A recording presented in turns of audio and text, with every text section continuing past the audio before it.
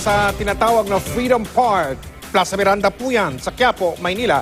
Pinili ng Team Galing at Puso ni na Senadora Grace Poe at Senador Chis Escudero gawin ang kanilang proclamation rally. Pumapangalawa po ang lungsod ng Maynila sa lahat ng mga lungsod sa bansa na meron po pinakamaraming mga botante. Base po ito sa datos po ng COMELEC. 7 sa bawat 10 rehistradong botante ng lungsod ng Manila ang bumoto noong eleksyon 2013. Mula sa Quiapo, ang nakatutok po live ngayong gabi si Maris Umali. Maris?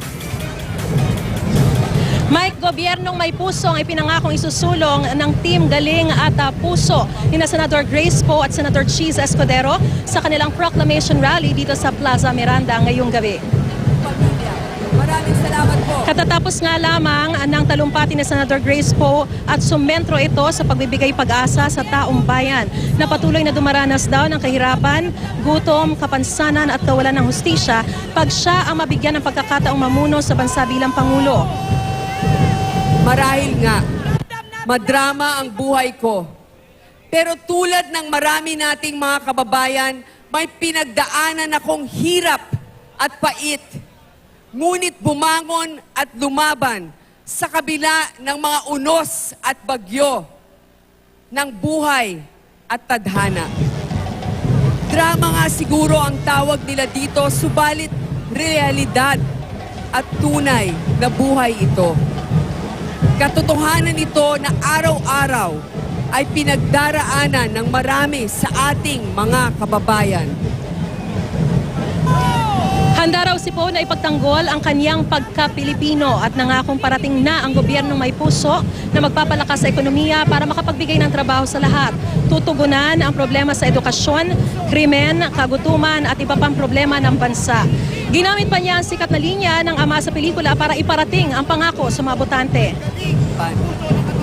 Puno na ang salop ng katiwalian at dapat na itong kalusin. Ipaglaban natin na ang bawat isa ay may pagkain, may hanap buhay at may edukasyon. Nakataga sa bato at nakaukit sa aking puso. Hindi ko bibiguin ang tiwala ninyo at ang tiwala ng aking mga magulang. Bago niya ay nagtalumpati rin ang kanyang running mate na si Senator Chis Escudero na nangakong magtataguyod ng gobyernong malinis, pantay-pantay, mapayapa at may puso. Gaya ng kalamidad at kahirapan na walang pinipili, wala ring pipiliin ang kanilang serbisyo.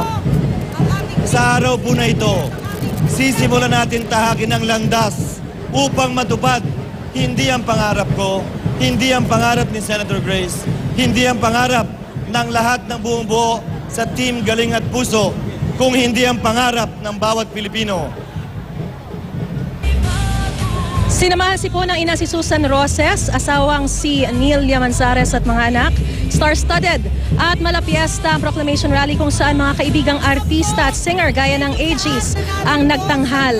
Ang mga dabarkads naman na sina Jose Manalo, Wally Bayola at Ruby Rodriguez ang nag-host ng programa. Kanya-kanyang bit-bit ng mga banner, tarpaulin at lobo para sa sinusuporta ang kandidato o mga dumalo. Pero nanaig syempre ang kulay puti na campaign color ni Poe at Escudero. At may katatapos-tapos nga lamang ng programa ngayong gabi dito sa proclamation rally ng Team Galing at Puso. Pero marami pa rin mga taga-suporta ang nananatili dito sa may Quiapo.